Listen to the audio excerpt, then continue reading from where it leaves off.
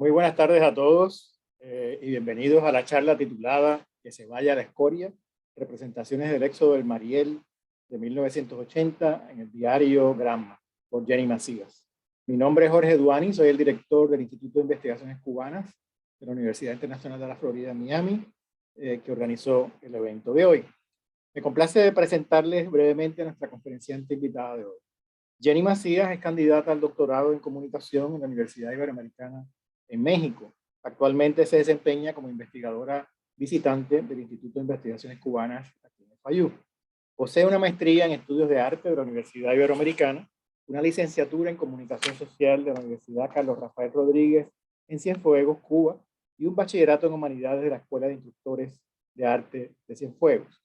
Su proyecto de tesis doctoral, del cual nos va a hablar en parte hoy, gira en torno a la representación de la migración cubana a Estados Unidos a través de la fotografía de prensa en ambos países y se detiene en tres momentos de crisis. La crisis de Camarioca en 1965, el éxodo del Mariel de 1980, sobre el cual va a girar la conferencia de hoy, y la crisis de los balseros de 1994. Su tesis de maestría, completada en 2019, ya había estudiado las diversas miradas a la migración cubana desde la fotografía. Durante su estancia de investigación aquí en Miami, Jenny revisará la fotografía de prensa publicada sobre estos temas migratorios en diferentes periódicos de la época, especialmente el Miami Herald, el New York Times y el Washington Post. También se propone realizar entrevistas con personas que emigraron de Cuba a Estados Unidos en distintos momentos del éxodo postrevolucionario. Su investigación se llevará a cabo partiendo de un diseño cualitativo que utiliza el análisis de documentos y el material visual como principal medio de recolección de datos, haciendo énfasis en las imágenes fotográficas. Jenny ha presentado ya ponencias en diversas conferencias y coloquios académicos realizados en México, Colombia y España. También ha publicado artículos sobre migración y fotografía en la colección Estudios de Arte Latinoamericano y Caribeño y en la revista publicada en México, Historias. Le he pedido a Jenny que hable alrededor de unos 30 minutos para dejar espacio para preguntas y respuestas con nuestra audiencia virtual al final de su presentación. Pueden someter sus preguntas a través del botón de Q&A en la parte de abajo de sus pantallas. Y una vez concluya la presentación de Jenny, le plantearé la mayor cantidad posible de preguntas a nuestra conferenciante. Pasemos entonces a la conferencia. Adelante, Jenny. Buenas tardes y bueno, ante todo agradecer al Instituto de Investigaciones Cubanas por la cálida acogida y por brindarme este espacio. Entonces voy a compartir la pantalla.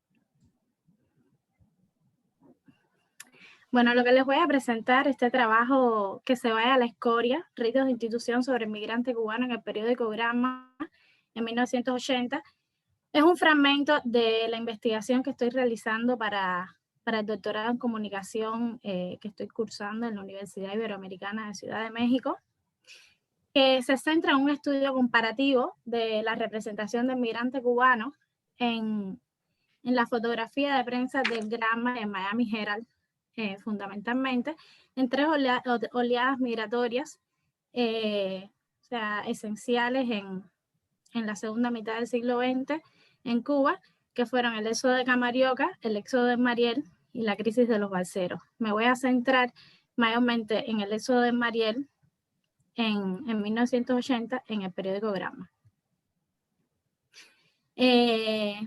Bueno, cómo se representó el sujeto migrante en esta oleada, en el periódico Gramma, en la oleada que tuvo lugar a partir del 1 de abril, a partir de los sucesos de la Embajada del Perú, y que bueno, tuvo su punto, digamos, como de mayor euforia, ¿no? A partir del 21 de abril, cuando se comunica en el propio periódico Gramma que el gobierno autorizaría a todas aquellas embarcaciones que fueran hasta la isla a llevarse a sus familiares. Como soporte teórico, yo utilizo una categoría desarrollada por el sociólogo francés Pierre Bourdieu, que es ritos de institución, que son aquellas prácticas comunicativas encaminadas a legitimar o consagrar diferencias e instituirlas, en significar a alguien lo que se es, en imponer esencias sociales, Estos ritos también se centran en actuar sobre lo real, actuando sobre la representación de lo real, impone sentido de los límites que inducen a mantener distancias, que necesitan de un portavoz autorizado como un objeto de creencia, ¿no? Y que resultan efectivos en la medida en que se encuentran respaldados por un grupo o institución reconocida, que en este caso, en el caso que vamos a ver, sería el periódico Gramma. Entonces, antes de llegar a la foto de prensa, vamos a hacer un breve acercamiento al periódico Gramma, como un periódico fundado en 1965 como el órgano oficial del Comité Central del Partido Comunista de Cuba, que desde sus inicios, guiándose por el modelo de prensa soviético, mantuvo una relación directa, o sea, se mantenía una relación directa del partido con la prensa, no solo del Gramma, sino con otras publicaciones también del Estado cubano, que son conocidas también los intercambios de Fidel Castro y de los funcionarios del partido con la dirección de los periódicos, lo que provocaba una subordinación del campo informativo a las orientaciones del partido y visibilizaba y continúa visibilizando una estructura vertical que limitaba y aún limita el quehacer periodístico de la isla. Y bueno, se ha reconocido el Gramma desde entonces también en la isla como la voz oficial del poder. Para entender un poco también el contenido de las imágenes, quise también remitirme un poco al discurso del periódico, ¿no? Sobre todo a este primer editorial publicado el 7 de abril de 1980,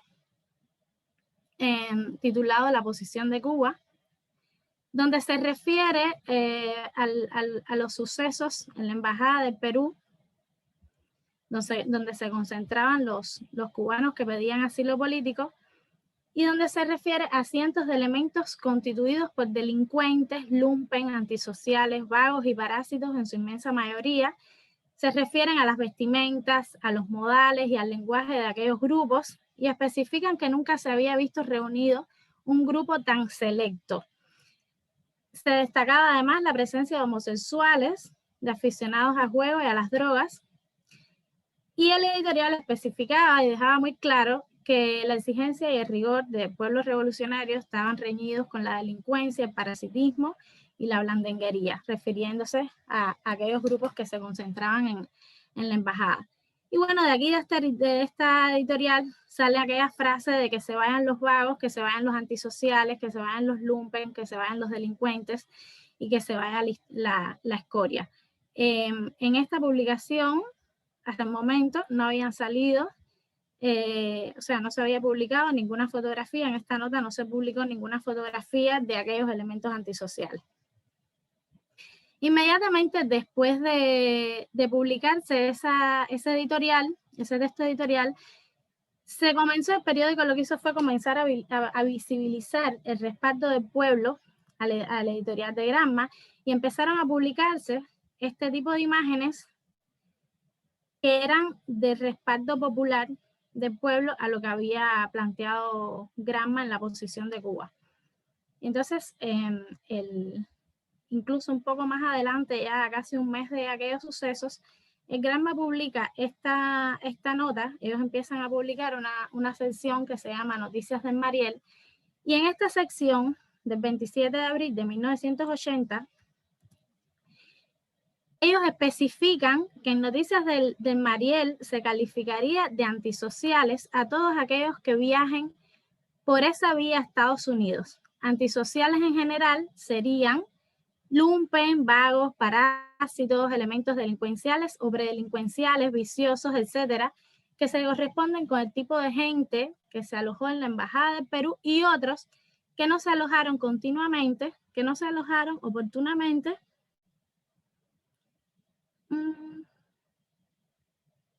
pero que habían solicitado pasaporte y salvoconducto. Estoy leyendo este pequeño fragmento de la nota.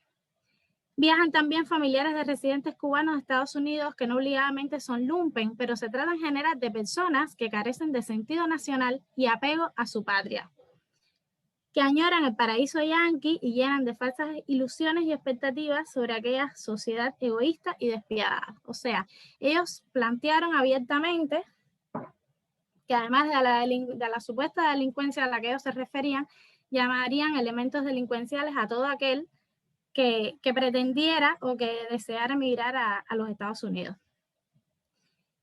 Y bueno, en realidad lo que pasaba era que fue una coyuntura migratoria aprovechada por una base bastante heterogénea. Lo mismo migraron obreros, intelectuales, artistas u otros profesionales que incluso tenían diversas motivaciones, independientemente de que algunos tuvieran motivaciones políticas, podían ser económicas, incluso de tipo personal, ¿no?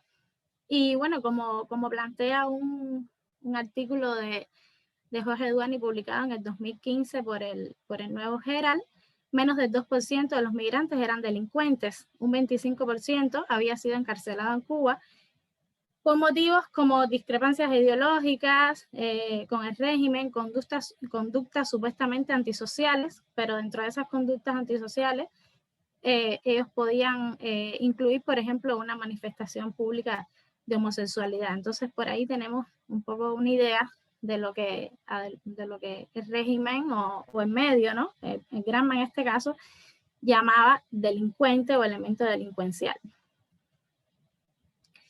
Entonces yo estuve revisando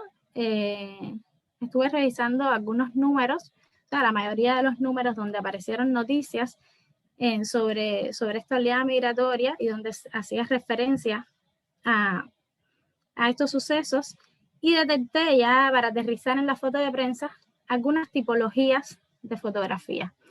Esta primera que les presento fueron fotografías de la población cubana. O sea, usaban retratos, llenaban prácticamente una página del periódico de retratos del pueblo y con algunos subtítulos de lo que supuestamente la gente expresaba sobre lo que estaba aconteciendo, ¿no? Entonces llama la atención que se utilizan términos como escoria, elementos, que se vayan, o sea, era un poco reproduciendo lo que ya había salido en el editorial La Posición de Cuba. Entonces se aprecia sobre todo el predominio de la imagen femenina, de los primeros planos. O sea, era como una prueba de ponerle rostro a lo que estaba diciendo el pueblo sobre lo que acontecía y el sentir del pueblo o sea, con respecto a aquellas personas que deseaban migrar o que se marchaban del país.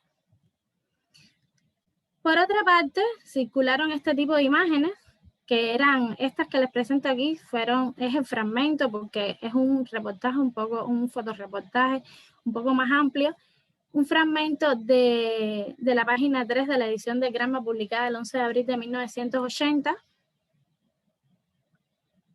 donde se utilizan estas fotos grupales, donde está la presencia, o sea, trataron de retratar un público, digamos, bastante heterogéneo también, mujeres, niños, hombres, ancianos, jóvenes, o sea, y le ponen este subtítulo: la revolución es más joven y más fuerte que nunca. Entonces vemos los carteles, porque son como actos de repudio o de apoyo, fueron actos más bien de apoyo al editorial del Gramma, aquel primer editorial, La Posición de Cuba, el que les comentaba, y son fotos en diferentes barrios cercanos a la Embajada del Perú. Llama la atención que las fotos son muy similares, aunque son en barrios diferentes y son personas diferentes, o sea, parecieran ser fotos orquestadas. Los carteles prácticamente lo que reproducen es frases de la editorial La Posición de Cuba: que se vayan los que viven de nuestro sudor. O sea,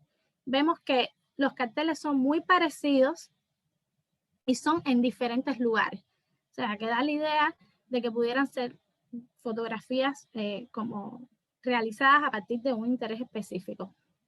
Se ven los pioneros uniformados, se ven en este caso abajo la delincuencia. O sea, lo que se estaba haciendo era repetir lo que había aparecido ya en aquel primer editorial.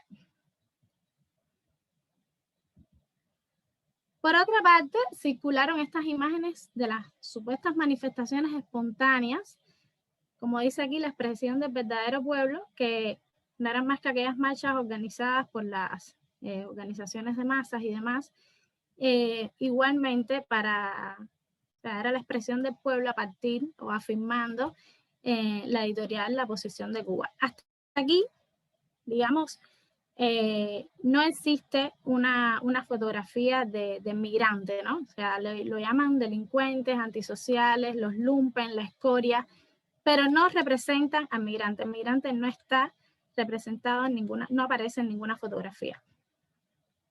Y otro tipo de fotografía que aparecieron fueron estas de las embarcaciones que estaban en el puerto de Mariel para recoger a los migrantes. O sea, esto es lo más cercano, digamos, que a la migración, a esa oleada migratoria, lo más cercano que apareció en el Granma fueron estas imágenes. O sea, de alguna manera el continente, ¿no?, de migrantes o el espacio en el que se iba a trasladar el migrante, pero el migrante no aparece. O sea, en todos los números que revisé, no aparece la fotografía de ningún migrante cubano de los que miró en 1980. O sea, no está representado en su cuerpo, su rostro, no está representado en las fotografías de prensa.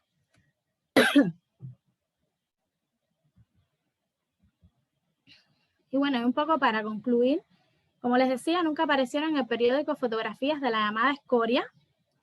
Más bien se aprecian estrategias comunicativas para orientar las miradas y la opinión pública en otra dirección e intentar de esta forma, o sea, arremetiendo contra esta figura del migrante, justificar las causas de una oleada migratoria de tal magnitud.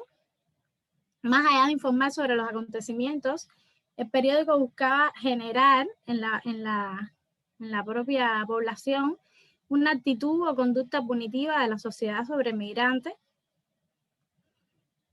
Se tocaban, para lograr la eficacia de la institución de migrante como este elemento delincuencial, el periódico utilizaba temas sensibles para el pueblo, como era este tema de que eran personas que vivían del sudor del pueblo.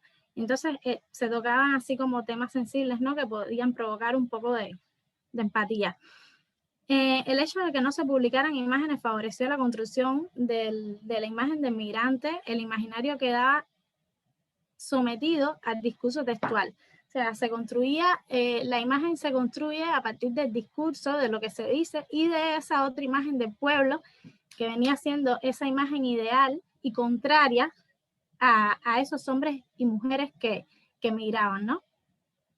Un poco que era también ver, a partir de este concepto de Foucault, ver a migrantes bajo el foco de la infamia. O sea, verlo bajo el foco de la infamia porque era generar, el periódico lo que hacía generar una conducta que provocara el castigo del migrante sin que ninguna institución tomara, digamos, partida, ¿no?, sino que se generara un castigo social. Digamos, el migrante lo que recibía era un castigo de la sociedad, de la propia sociedad, y esto era generado a partir de una estrategia comunicacional de los medios, en este caso, digamos, del Granma. Y bueno, la construcción de sujetos y formas de verlos que determinaron su significación no solo dentro de la sociedad cubana, sino que ya la forma en la que se representaba o se refería la prensa cubana al migrante de esta oleada creaba una predisposición a cuando el migrante llegaba a suelo norteamericano, ¿no? O sea, ya existía una información de la prensa en Cuba de que estas personas eran antisociales, de que eran delincuentes, y ya eso creaba también aquí en la sociedad norteamericana cierta predisposición, y sin dudas este fue quizás uno de los elementos que influyó en la recepción de esa oleada en los Estados Unidos. Entonces, bueno, por aquí creo que es todo. Quedo entonces atenta a las preguntas y a los comentarios. Gracias, Jenny, y sobre todo por la concisión. Eso creo que nos va a dejar un poquito más de tiempo para conversar. Y les recuerdo al público virtual que pueden someter sus preguntas a través del botón de Q&A abajo de la pantalla. Mientras tanto, pues voy a hacerle una pregunta a Jenny para iniciar la conversación. Jenny, te fuiste de la imagen. No sé si lo hiciste. Ya. Okay. Sí. Tengo un par de preguntas básicas para quizás contextualizar tu proyecto y que la audiencia conozca un poco más de él. Ya yo he leído tu propuesta, así que tengo más información, pero quisiera que nos explicaras un poquito por qué te enfocas en la fotografía de prensa. Bueno, cuando yo trabajé mi tesis de maestría, yo trabajé fotografías documentales que partían de una, digamos, de una posición personal, ¿no? De una postura personal de los fotógrafos que decidieron documentar aquellos sucesos en Cuba. Yo trabajé solamente Cuba. Entonces, mucha gente me sugería que revisara las fotografías de la migración cubana en la prensa cubana. Entonces recuerdo que, por ejemplo, en un coloquio hubo una profesora que me dijo, bueno, pero pudieras revisar las fotografías de que se tomaron en Cuba en la prensa, porque nosotros nos enterábamos de aquellos sucesos por la prensa. Y yo dije, bueno, está bien, quizás para el doctorado puedo como que continuar, y quise hacer un estudio comparativo que fuera Cuba-Estados Unidos, un poco como que para completar, ¿no? Ese otro lado de la migración cubana y cómo se veía aquí en Estados Unidos, en la prensa sobre todo de Miami, ¿no? Me interesaba, que era el lugar que recepcionaba a aquellos migrantes. Entonces, debo entender básicamente que la idea es tratar de documentar cuál fue el discurso de los periódicos y cómo se comunicó a la opinión pública, ¿no? Sobre estos temas. Cómo también cómo se construía la imagen del migrante en el lugar receptor y en el lugar emisor de la migración, y compararlo. Mi próxima pregunta, aunque yo sé que tu presentación de hoy era sobre el Granma, sé que estás trabajando con el Miami Herald y otros periódicos, ¿por qué escogiste estos periódicos en particular? Bueno, primeramente porque aquellas oleadas salían principalmente de La Habana, ¿no? Aunque no era el caso de Camarioca, pero bueno, el Granma sí era como una publicación fundamental. Y sobre todo los escogí, el Granma de Miami era por la temporalidad, o sea, porque necesitaba dos periódicos que cubrieran de 1965 a 1994.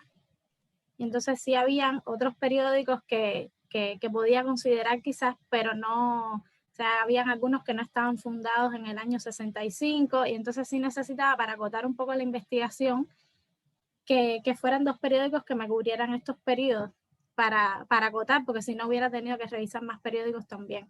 Entonces, bueno, me quedé con el Granma de Miami Herald, que también son periódicos del lugar emisor y el lugar receptor de aquellas oleadas.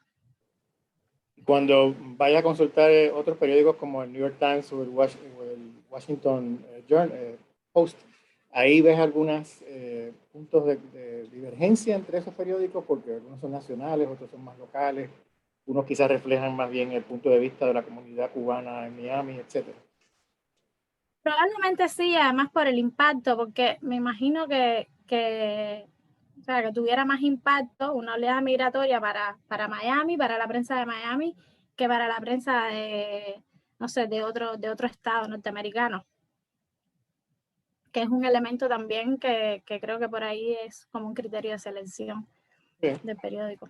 Mi próxima pregunta tiene que ver con los episodios migratorios, con las crisis, ¿no? Camarioca, Mariel, la crisis de los balseros. En esta presentación te concentras en Mariel. ¿Nos puedes hablar un poquito más de qué tiene el Mariel desde el punto de vista mediático que lo hace especial o único? El tema de Mariel, yo creo que también, o sea, ha sido un poco, por lo que he investigado, que me he centrado hasta ahora, o sea, los avances, donde es lo que más he estudiado, en la parte de Mariel.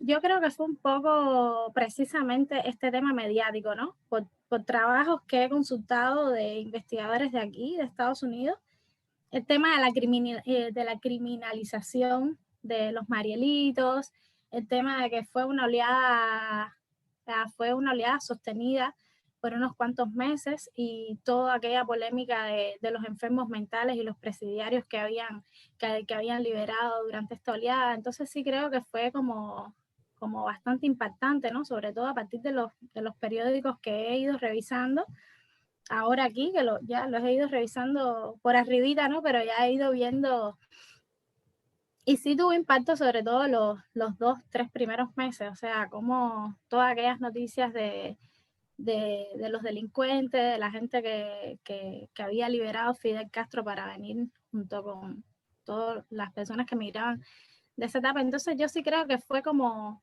probablemente más mediática hasta ahora por lo que he ido revisando. Tal vez no he revisado aquí en la parte de Estados Unidos, todavía la parte de 1965, por ejemplo, pero supongo que ha tenido mucho más impacto en Mariel, por ejemplo, que la migración de 1965, que incluso fue una oleada con mucho mejor acogida o que se insertó de una mejor manera en la sociedad norteamericana también. Entonces, en Mariel también fue una oleada muy rechazada, ¿no? Incluso por migrantes cubanos también, que tomó un poco más de trabajo para insertarse en la sociedad, y que eso yo creo que también tuvo que ver un poco con lo, como decía ahorita, con lo que se proyectó desde Cuba. Muy bien. Tenemos una pregunta de Mónica Ravelo, voy a plantearla enseguida, pero antes quería redondear mis propias interrogantes, y es, creo que tú has sugerido en varias ocasiones que las imágenes que inicialmente se publicaron en Granma luego circularon ampliamente y que incluso tienen repercusiones aquí en Estados Unidos. Hasta ahora has podido ver, al mirar el nuevo Herald, el Herald, mejor dicho, de esa época, ¿hasta qué punto se repite esa imagen negativa del Mariel acá en la prensa norteamericana?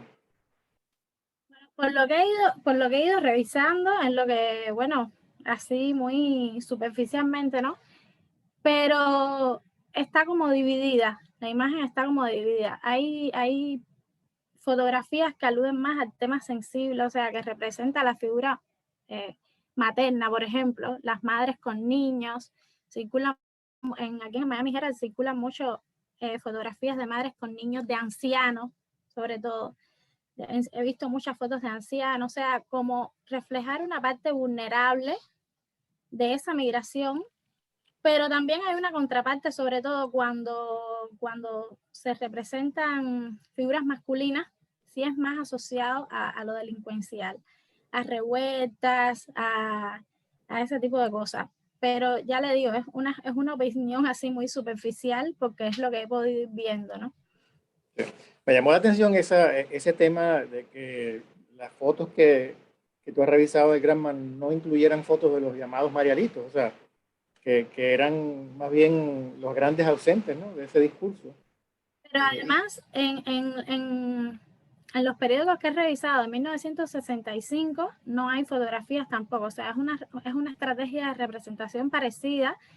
Lo que se hace es hablar un poco de las bondades que daba el gobierno para recibir a las embarcaciones que iban a buscar a las personas y demás. Y en 1994 es más curioso todavía porque no hay imágenes ninguna.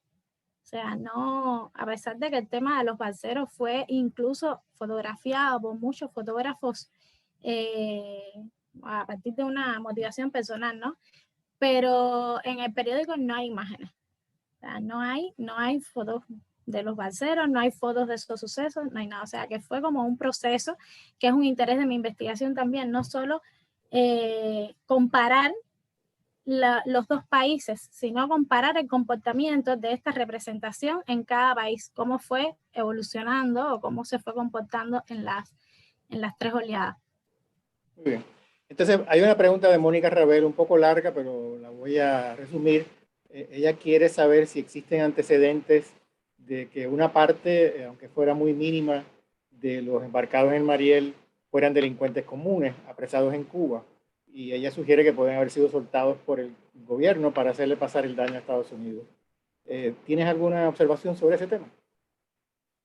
Eso es lo que he ido leyendo, ¿no? Y lo que he ido encontrando. Que sí se aprovechó la coyuntura para soltar algunos delincuentes y enfermos mentales.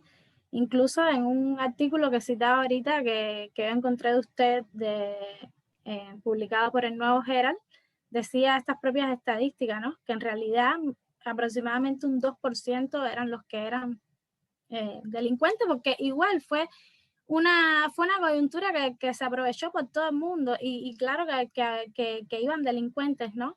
Pero realmente no es como para llamar la oleada o los Marielitos una oleada de delincuentes. Sí, yo también recuerdo, bueno, haber leído que y todavía existe la llamada ley de peligrosidad, ¿no? En Cuba está en el Código Penal que realmente penaliza a cualquier persona, no porque haya cometido un crimen, sino porque pueda cometerlo, ¿no? Y entre ellos se encuentran los homosexuales. Y ahí sí hay evidentemente un grupo bastante nutrido de personas que estuvieron involucradas en el Mariel. Hay otra pregunta de... Sí, perdón. Adelante. Es que ya, como decía ahorita, incluso ser homosexual o tener una manifestación pública de homosexualidad, ya por eso eras un delincuente o un antisocial, ¿no? Entonces por ahí también uno tiene la medida de lo que era un antisocial o de lo que era un delincuente.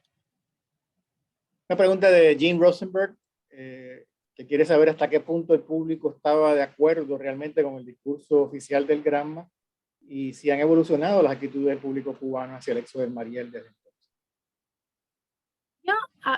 Yo, por ejemplo, en mi caso, yo en aquel momento no había nacido, ¿no? Y entonces yo un poco he aprendido mucho de esto sobre la propia investigación y sobre memorias familiares también. Y justamente una de las cosas por la que yo pienso que no se han utilizado imágenes es porque es un poco fuerte ponerle cara ya cuando le pones cara a decir a un grupo de delincuentes y que ahí tú puedas ver a tu madre, a tu padre, a tus hermanos, a un vecino que tú sabes que no es un delincuente, ya eso es digamos que una situación más compleja, ¿no? Tal vez por eso también decidieron no poner imágenes. Porque se están diciendo que es un grupo de delincuentes, ahí tienen que aparecer delincuentes. Y entonces, o sea, es complejo, pero para ellos fue mucho más fácil construir la imagen del migrante a partir del discurso textual y no comprometerse con el discurso visual, ¿no? Entonces, la gente en Cuba, o sea, por lo propio que he conversado con mi mamá, hubo mucha gente que ni que se prestaba para los actos de repudio, ni que iba a ese tipo de manifestaciones, a pesar de que eran preparadas por las organizaciones de masa y todo eso, sí había mucha gente que no estaba de acuerdo con eso. No era que el periódico engañara o que lograra engañar a todo el pueblo, ¿no? Sí había gente porque por la propia cercanía con esas personas, sí sabía que no era un delincuente, pero sí hubo mucha gente adoctrinada, engañada, como hasta hoy. Y tampoco había internet en esa época para circular. Tampoco había con qué contrastar la información. O sea, Gramma sí tenía mucha credibilidad. En Cuba, de hecho, eso es como una frase así cotidiana, ¿no? Salió en el Gramma. Cuando tú dices que salió en el Gramma es algo que supuestamente tiene una veracidad, ¿no? O sea, ya esa veracidad ha caído, yo creo, bastante en los últimos tiempos. Pero en aquel momento me parece que sí tenía mucha más credibilidad que ahora. Sí.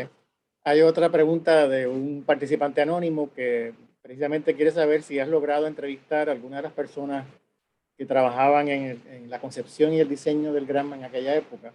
Y si es así, ¿qué información has obtenido?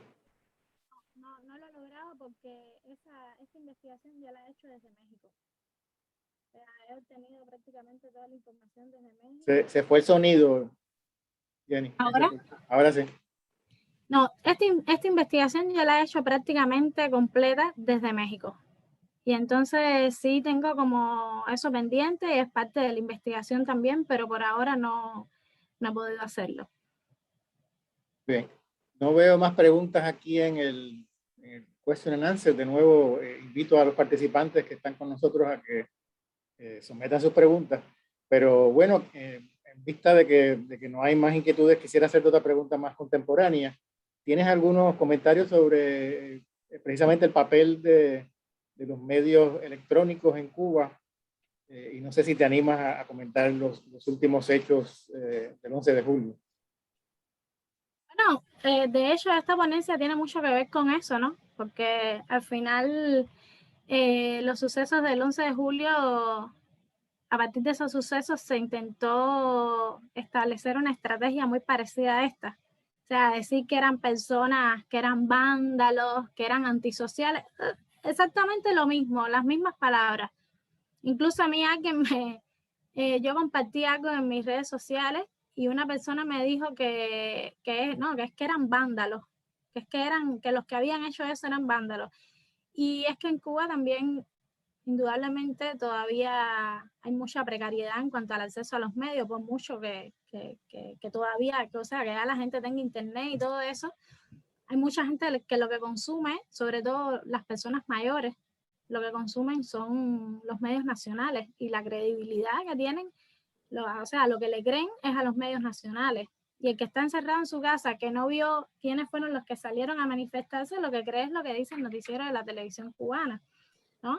Y quienes no tienen otros medios alternativos, quienes no tienen un servicio de internet, porque tampoco en Cuba todo el mundo lo puede pagar, el que no tiene un servicio de internet para consultar medios alternativos, sí puede que crea que sí, eso que eran vándalos o que ya eso ha decaído, ya eso no tiene la misma efectividad que pudo haber tenido quizás en el 80 o hace, no sé, 30, 40 años atrás. Eso ha decaído. Pero lo importante es que se siguen, los medios en Cuba siguen con el mismo, prácticamente con las mismas estrategias, porque sí lo que trataron lo que intentaron comunicar fue eso, que los grupos que habían salido el 11 de julio eran delincuentes. No ha cambiado mucho el discurso. Bueno, y aquí hay otra pregunta que va por esa misma línea, que dice, ¿en qué medida crees que la cobertura mediática de la protesta del 11 de julio han impactado tu lectura del tratamiento de los diferentes exos en los medios cubanos? O sea, ¿cómo los sucesos actuales afectan tu interpretación del pasado? No, a mí, yo cuando vi todo lo que estaba pasando y cómo se estaba nombrando, ¿no?, a estos grupos, me remitía es lo que acabo de decir, me remitía al final a esta investigación porque son estrategias comunicacionales muy parecidas, ¿no? Y entonces, sí, de alguna manera lo que hace es reafirmarme lo que estoy investigando, porque en aquel momento quizás la gente pudo pensar que sí eran delincuentes, pero ya, no sé, 30 y pico de años después, con el mismo discurso ya no es creíble. Y entonces, claro que me aporta para mi investigación estos sucesos recientes, ¿no? Y cómo los medios lo han reflejado. Elena Martínez quiere saber si puedes hablar un poco sobre la representación, supongo yo, que de los migrantes en el cine cubano. Bueno, no he investigado, no tengo así como mucha información sobre eso. Cuando hice la tesis de maestría, sí, o sea, vi algunos referentes, sobre todo en Memorias de Subdesarrollo, donde se tocaban un poco los temas, pero bueno, no es como tal mi tema de investigación. Bueno, Elena añade en las preguntas que acá en Estados Unidos está la película, famosa e infame película Scarface, ¿no?, que continúa esa línea de representación muy negativa de la masculinidad delincuente del Marielito. Yo me pregunto si Scarface la pusieron alguna vez en Cuba, la película Cara Cortada. No recuerdo. Yo sí recuerdo haberla visto hace muchos años, pero otra vez se fue el volumen. No recuerdo si la hayan puesto en Cuba. Yo sí recuerdo haberla visto hace muchos años, pero no creo que haya sido en la televisión cubana. No sé, no tengo recuerdo de eso. Sí, entonces también alguien menciona que en los noticieros del ICAIC latinoamericanos puede ser una fuente de información, y no sé si es la misma persona anónima que dice que en el Chaplin se puso la película Scarface en algún momento.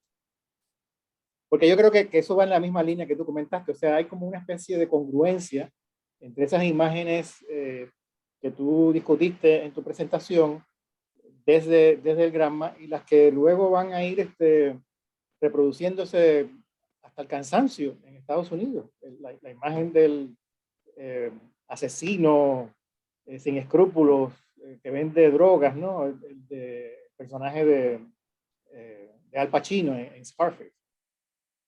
Sí, justamente por eso utilizo esta categoría ritos de institución, porque ya es una manera como de instituir a ese personaje, ¿no? A ese migrante y crear esencialismo sobre esas personas, que después son muy difíciles de borrar también y de contrastar.